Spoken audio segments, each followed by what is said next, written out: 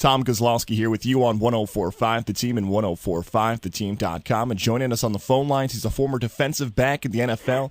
You can now see him as an analyst for different outlets across the country, including CBS Sports, NFL Network, and Sirius Radio. Solomon Wilcots joins us. And Solomon, we haven't had a chance to speak since the NFL draft. You were drafted in 1987. What's the best advice you can give rookies entering the NFL? Well, as hard as it took for them to get here, it's going to take even much harder work, much more determination to stay here.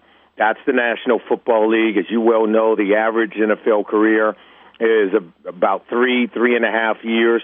That means many of these rookies won't survive enough to see a second contract in the National Football League.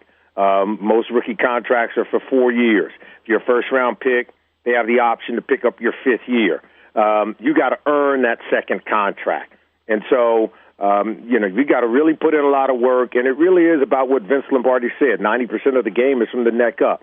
If you're smart, you have a high level of football intelligence, and the coaches don't have to tell you twice before you get it right, you stand a good chance of sticking around. And that goes for things on the field. How about off the field? You touch about the contract situation. How important is it for these guys to figure out someone who can manage their money and they're not out spending it on every single house and every single car? Well, the NFL more now than ever has so many programs to help with financial education, social awareness, how to handle media, including social media. There's a lot of continuing education that goes on for players, not just on the field, but off the field, to help them to be able to develop and be able to create a sense of independence socially, economically, financially, as well as professionally. So there's no reason for getting it wrong, but we all know that life happens, whether you're in the NFL or any other career. When you run into great success at an early age, there's going to be a learning curve. Solomon Wilcots from CBS Sports joins us here on the phone lines on 104.5 The Team and 104.5theteam.com. The top two picks in this year's NFL draft, Jared Goff and Carson Wentz, both franchises. The Rams and Eagles trade up to get these guys. Can you see these two maybe being 10-year pros in the NFL? Only if they're giving the adequate amount of time to grow and learn and develop. It's hard to step in right away. What that means is you're going to experience some failure. And then sometimes it might be catastrophic failure. Very few players can overcome having tremendous failure, have a blow to the ego and to their confidence, and come out of that tailspin. For all the criticism that Alex Smith, the Kansas City Chiefs quarterback, takes, he has survived it. His early years in San Francisco was anything but pretty. But yet he has survived. He's still around, and he's playing for a winning football team. Steve Young is one of those quarterbacks I always point to.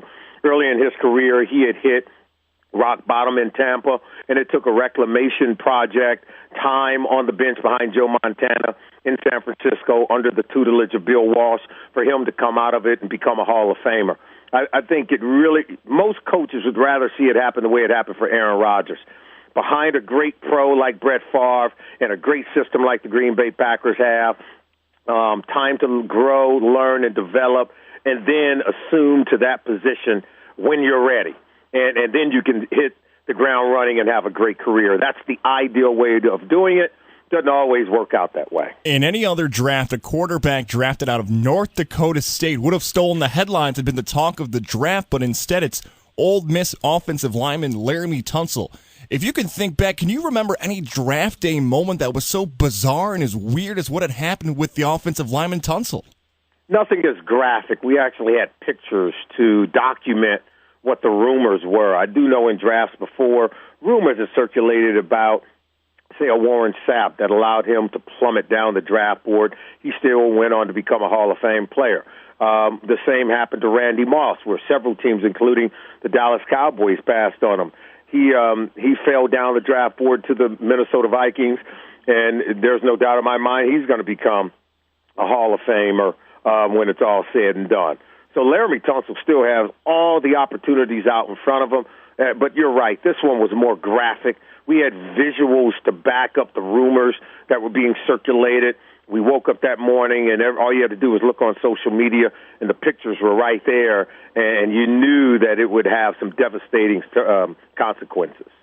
Tom Gozlowski with you here on 104.5 The Team and 104.5theteam.com, and on the phone line, CBS Sports is Solomon Wilcots. And right here, 104.5 The Team is your home for the New York Jets in the Capital Region. And Solomon, Jets fans here in Albany are getting sick and tired of hearing the same story about Ryan Fitzpatrick and his contract situation. Any idea when Fitzpatrick will finally sign the deal and start getting on the field for the Jets? I think whenever they agree. I think he's kind of made up his mind that he knows what he wants. I don't think he's asking for way too much. I think the Jets have room to wiggle. I think they have room, not necessarily more money, but I think they could end up offering him a one-year deal. Fitzpatrick has already said that he's willing to take the one-year deal, somewhere around $9 or $12 million. I think that's probably what you're going to see happen. I think they're going to meet in the middle.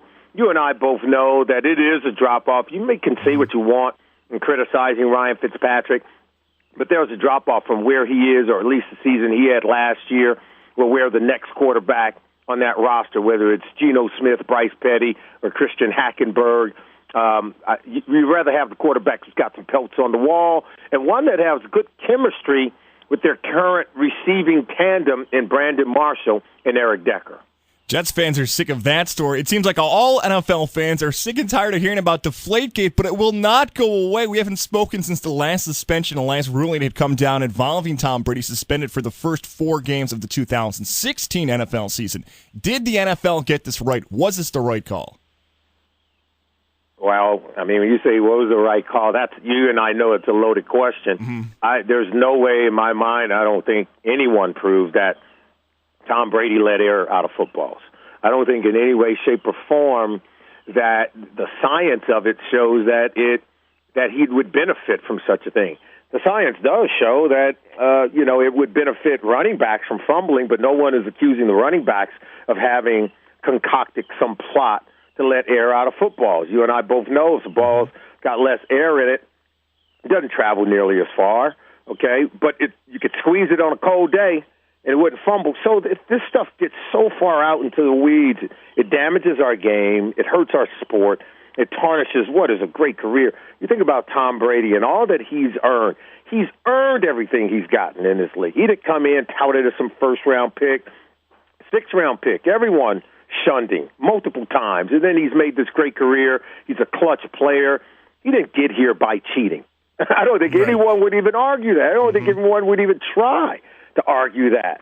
And so this thing is, to me, it just reeks of all the bad things that happen at corporate level of big business, and ultimately it's always the individual who suffers, not the many people who are playing chess at the top. All right, we'll get away from the bad things off the field. We'll work on the great things off the field, and especially one thing you're working on is your campaign to continue to spread awareness about the fight against Alzheimer's. Yeah, we started up our Huddle Up campaign to create greater awareness for Alzheimer's and the new treatments that are being currently developed.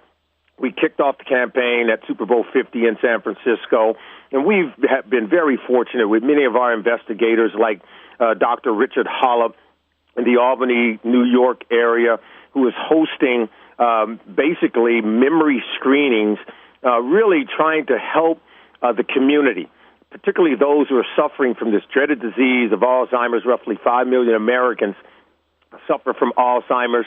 That number is expected to triple by the year 2050. We want to do something about it. Dr. Richard Hollop and his office of neurology, I should say, are working to really try to help curtail the onset of the Alzheimer's disease. So we've been in more than half dozen cities, whether San Francisco, Miami, Cincinnati, Portland, Los Angeles, Toronto, and Boston, to hold these memory screenings and try to help create greater awareness for Alzheimer's treatment. And if you're on social media, continue to use the hashtag HuddleUpAD and hashtag EndALZ. Spread the awareness. Do whatever you can here in the Capital Region to help fight this disease. Solomon Wilcots, he works for CBS Sports. We'll hopefully talk to him again soon. Solomon, thank you so much for taking the time, man. Well, thank you for having us, and I'm getting ready for NFL football. It's going to be a great 2016 season.